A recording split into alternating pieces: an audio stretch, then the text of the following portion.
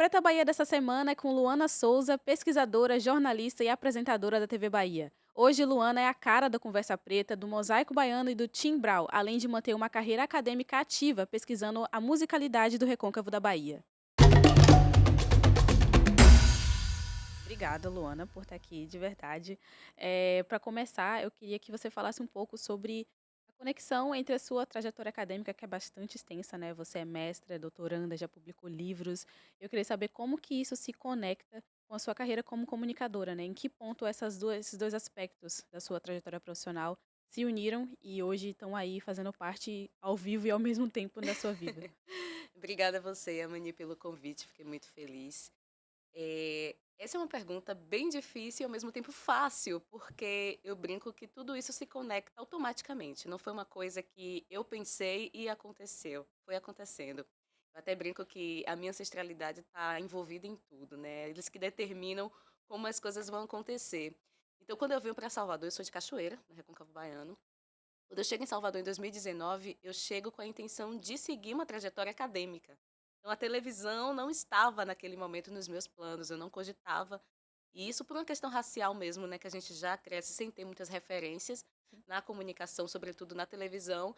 Então, infelizmente, o racismo faz com que a gente já internalize esse não desejo. Eu não desejo estar na televisão, eu não quero estar naquele lugar. E aí, quando eu chego em 2019 para fazer o mestrado, eu pesquisava as trajetórias e os movimentos de resistências de mulheres negras de candomblé na esfera pública, né, nos espaços públicos, como essas mulheres se movimentavam. Neste ano, eu comecei a me envolver em vários projetos de extensão voltado para a comunicação cultural, jornalismo cultural, Hum. pensando as culturas, sobretudo, do Recôncavo Baiano, do meu território de origem. E aí veio o convite da TV Bahia para fazer parte do time de repórteres. Um desses projetos acabou sendo visualizado por um diretor na época aqui que gostou da forma como a gente conduzia. Lucas fazia parte também desse projeto. E aí acabou nos convidando para fazer o processo seletivo aqui na emissora e ficamos como repórteres. Coincidentemente, eu concluí o mestrado e decidi continuar a trajetória acadêmica, mesmo trabalhando na comunicação já, né, no mercado de trabalho. E aí quis continuar e fui para a área de comunicação, porque o meu mestrado é em cultura, cultura e sociedade. E aí eu decido voltar para a comunicação e faço hoje comunicação e culturas contemporâneas e atuo no mercado de trabalho como jornalismo cultural. Hum. Então, foi uma coisa que aconteceu, sabe? Não foi esquematizado. Ah, eu quero, já que eu estou trabalhando na televisão e faço jornalismo cultural, atuo com entretenimento, vou fazer então o doutorado em comunicação e culturas contemporâneas. Não, aconteceu. E que bom que deu certo e que está confluindo aí essas duas áreas e tem feito muita diferença na minha vida, porque todos os produtos que eu trabalho aqui na TV Bahia são produtos que acabam me dando vários insights assim para minha pesquisa. Então eu estou sempre conectando as duas coisas.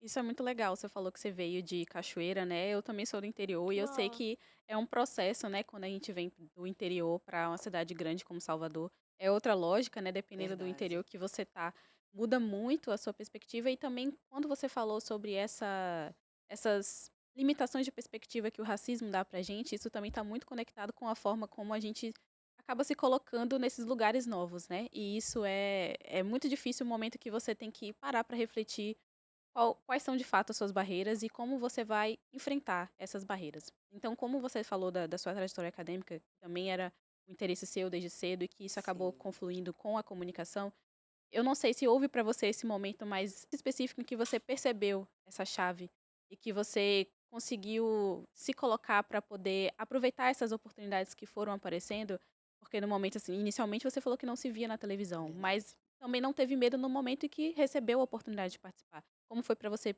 passar, pular essas barreiras que normalmente, que às vezes, né, fazem a gente se colocar para trás? Nossa, foi muito difícil e é um processo que até hoje acontece, né. Eu sempre me vejo, sentindo dúvidas. Tipo, será que realmente vai dar certo se eu continuar aqui? Será que eu não deveria de fato? Porque a gente ouve muito: "Ah, você está fazendo muita coisa, porque você não escolhe uma coisa só para se dedicar? Ah, se você está em 2 coisas, você não vai entregar nada bem, não vai entregar nada bom".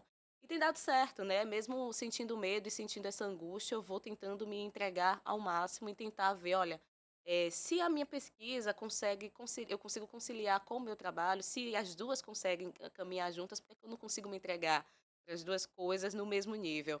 Mas assim, essa virada de chave veio muito mais no processo seletivo do doutorado, quando eu vi que a minha pesquisa estava caminhando com o meu trabalho. Eu falei: "Cara, eu acho que eu posso contribuir muito, tanto para a minha pesquisa, trazendo elementos do meu trabalho no mercado de trabalho, quanto para o meu trabalho, trazendo elementos da minha pesquisa". Uhum. Então, isso acontece muito, sobretudo no Conversa Preta, né? Eu sempre trago coisas assim: olha, gente, eu estou pesquisando sobre isso, acho que a gente pode convidar tal pessoa, porque ela tem um trabalho muito legal nisso aqui, pode discorrer mais sobre esse tema. Olha, tem um tema que está super em alta, afrofuturismo.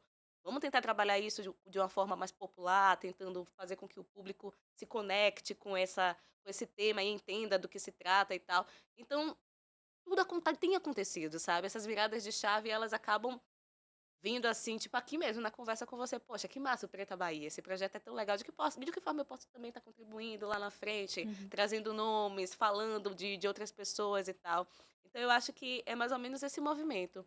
É interessante porque, assim, eu também tenho muita essa trajetória acadêmica, né, e quando Sim, eu fiz essa mudança para comunicação, foi muito pensando nessa lógica de quando a gente está na academia, a gente passa muito tempo lendo, é refletindo sobre as verdade. coisas e realmente produz muito material que poderia ajudar a repensar a realidade, mas é muito difícil fazer com que esse material chegue até as pessoas. Isso. Então, quando você se movimenta e junta a comunicação para poder trazer, às vezes, conceitos que as pessoas vivem todos os dias, experienciam na pele, mas elas não sabem nomes ou como Uhum. identificar, isso muda muita coisa e Perfeito. realmente dá oportunidade para a gente falar sobre coisas que antes a gente não falava. E acho que Exato. a potência está nisso, né? E você tem essa trajetória de luta antirracista bem marcada também na sua carreira, né? Sim, Profissional. Então você já ganhou prêmios com relação a isso. é Ganhou o verdade. Maria Filipa, ganhou também prêmio como jornalista revelação. Revelação, E foi uma também surpresa. ganhou o último prêmio que você ganhou agora foi Eu fiquei entre os os 50 mais mais admirados admirados jornalistas negros e e negras isso. da imprensa, né.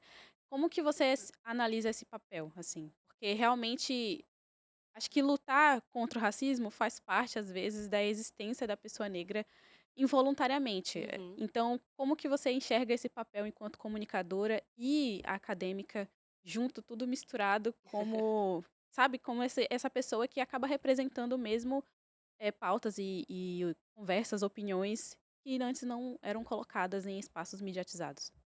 Olha, eu faço muita terapia, porque ainda não consegui assimilar. Eu acho que é sobre isso também. Exatamente isso, ainda me pega de surpresa, sabe. Esses prêmios aí que você citou, foram momentos que eu realmente não acreditei. Quando eu vi a indicação, eu falei: "Quem foi que me indicou, gente? Que loucura é essa? O que tá acontecendo?". Mas assim, a minha trajetória no movimento negro, né, que eu brinco que eu sou cria do movimento negro, porque de fato, desde os 16 anos, eu venho fazendo parte de reuniões da minha cidade, sobretudo de coletivos da Universidade Federal do Recôncavo da Bahia, que foi onde Sim. eu formei. E desde esse período aí que eu tô aí nessa luta ativa para desmascarar mesmo o racismo, para falar desse tema e tentar naturalizar não só na academia, mas em todos os espaços que eu estou, né, porque é importante a gente também, aprender para ensinar os nossos, né, para poder compartilhar. Então, esse lugar da representação e da representatividade é um lugar que é muito caro para mim, porque eu fui criada por minha avó, uma mulher preta retinta, que era professora, e que dedicou parte da sua trajetória para ensinar e alfabetizar as pessoas mais velhas dos quilombos de Cachoeira. Então, ela já tinha sem saber que ela estava sendo militante, sem saber que ela estava sendo ativista, ela era. Que trabalho importante esse que ela Lindíssima, fez. incrível, incrível. Tanto que ela até hoje, né, ela já faleceu em 2016, mas até hoje ela é homenageada nas escolas, principalmente aquelas que estão recebendo títulos de escolas quilombolas de lá da Sim, região. Sempre me chamam para receber, as homenagens para ela e tal, porque ela fez um trabalho muito importante. Foi foi lá que ela encontrou também meu avô, né, que era um quilombola, e ela uhum, casou. Mas assim, eu já vim de berço, eu brinco, vim de berço porque sem nem saber exatamente a história de minha avó, porque minha avó não gostava muito de contar, de compartilhar essas coisas, ela não tinha orgulho disso, assim, pra ela era uma coisa que era uma obrigação, ela tinha que sim. fazer aquilo. Ela era professora, então eu já sabia das dificuldades que ela enfrentava por ser uma mulher preta, e ela sempre falava isso: "Você precisa ser 10 vezes melhor, você tem que ser boa em tudo que você fizer, pra você não passar dificuldade, as mesmas dificuldades que eu passei". E eu não entendia que dificuldades eram essas, eu vim entender depois dos 15 anos, que eu comecei a me envolver com os movimentos negros e com a luta, né, contra o racismo.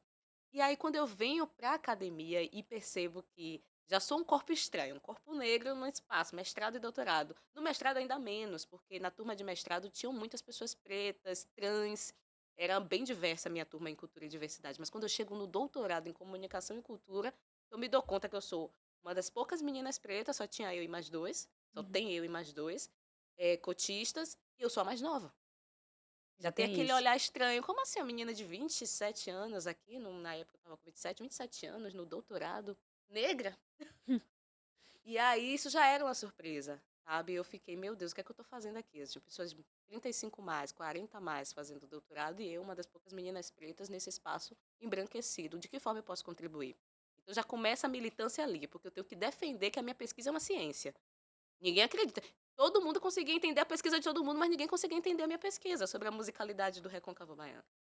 É incrível, né? Ninguém conseguia entender, mas não entendi qual é a tese aí. Ué, gente. Só tem um nome pra isso, Só né? A gente pois sabe. é, exato.